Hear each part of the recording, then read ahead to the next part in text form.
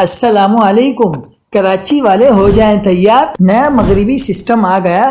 ماہرین موسمیات نے بڑی خوشخبری سنا دی۔ کیا آپ حالات حاضرہ سے آگاہی حاصل کرنا چاہتے ہیں؟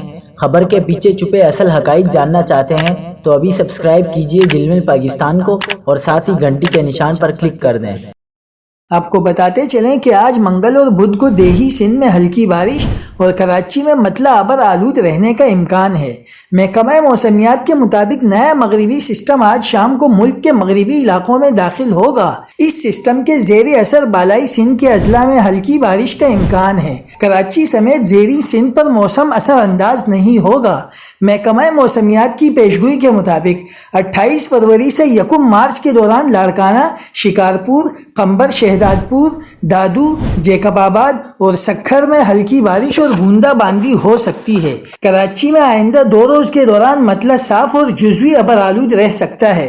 صبح کے وقت کراچی کی فضاؤں پر دھند چھا سکتی ہے۔ زیادہ سے زیادہ درجہ حرارت 30 سے 32 ڈگری کے درمیان ریکارڈ ہو سکتا ہے۔